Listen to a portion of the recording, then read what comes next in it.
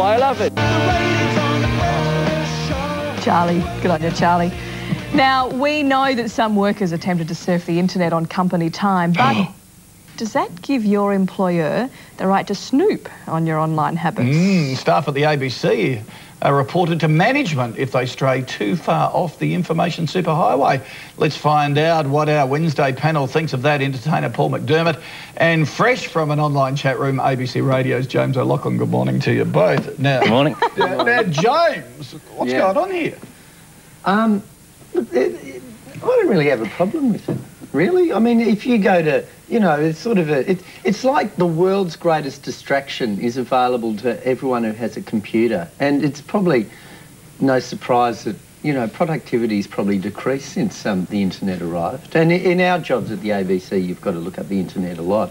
And I mean, I personally wish that at home, I do a lot of work at home, whenever I was sort of straying onto something irrelevant and interesting, something popped up and said, "Get back on track, you idiot." You go, "Yeah, right, sorry." Because it's so easy, isn't it? Just to go, "Oh, right, oh, that sort of leads to there, and that leads to there," and suddenly you're looking up, you know, aliases of Bob Dylan or something. How does that involve me? I think it's, you know, it's okay to get a gentle reminder. Yeah, I think it is hard on the internet. I think all roads lead to porn on the internet, and so so you always find your way down. And I think it's important to have these pop-up little messages. Yeah, I think it'd be great if it, all through life, every aspect of life, little pop-up messages came up in front of you. Yeah. Do you really need that cream bun? Yeah. I live by them. I've got them everywhere.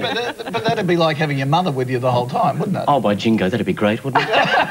I for one, think mothers are wonderful. I think it's, you know, wrong to put mothers down. But also silent. Just a little sign. Wouldn't that be great? That sort of pops out of your... Where would it pop out of? Pops out of your...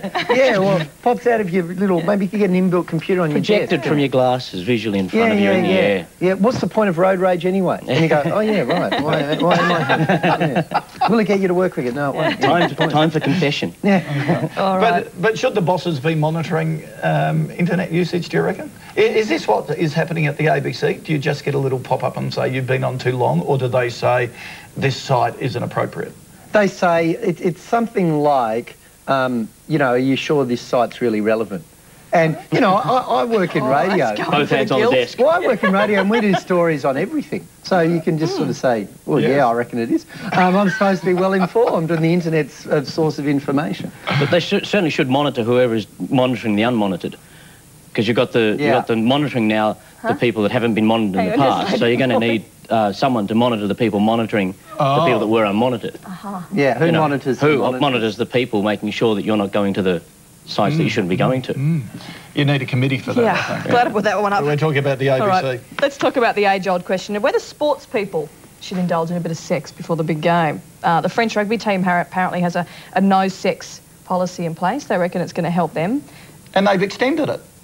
It was going to be no sex up to the quarterfinals, and then after quarterfinals it was on for young and old. Now they've extended it to past the semis. I think they're going to be quite an upset team by the time they take the field. And I don't think I'd fancy my chances against a lot of sex-hungry Frenchmen. And it's certainly going to bring the whole run for your life concept into sharp contrast, I think, and it'll run for your wife at the end of it. Do you think it brings more passion to their scrum or their rucking? I wouldn't like to be a ball in there. I don't know. If I was in a scrum, I wouldn't want there to be a lot of passion in it, I must say. I'm just thinking. You'll get pretty close and you stick your heads in. I mean, I think it's wonderful. Look, having been through periods in my life where I've been on sex bans, although not always from choice, I think it's wonderful that they have the choice. Do you want one of those pop-up reminders at this point saying, don't go there? Well, it's always good to have the choice. Look, sex is annoying. It's like being on a food... It's one of the essentials of life, isn't it? It's like being on a food ban. I think, you know, because the thing is they're not bringing their wives out, and I think if I was a month away from my partner and my kiddie, I'd just get really grumpy and sulky and depressed and wouldn't play properly. You know, I'd want them around to go, you know, have a good day at the game, darling. Oh, thank you, and I'd go out. Pack your lunch. Yeah. But then would you beat the hell out of the Poms on Saturday night because you are so frustrated and narky? Is that the secret plan? I think that is the goal, but maybe the Brits, who are all loved out, are just going to be so beautifully soft on the field that they'll come up with the goods. It depends how you react when you're sort of when you're frustrated and narky. Like some people get really aggro and they play well, and some people just get sort of, you know, sulky and morose. And, you know, you look for the French guy who's sitting in the corner, not very interested like that, and he's one of the people who it hasn't worked for. I mean, we are assuming at the moment that the wives and girlfriends are the only sort of sexual outlet for the French team. Probably best we don't go there. They're staying at Bondi. Their rooster mascot has had to be sent to a chicken farm to, he got lovesick. Himself. Yeah, he got lovesick. You didn't have to add that last bit. What, he's inside with the zipper stuck going, let me out, I'm not real, I'm a person, really.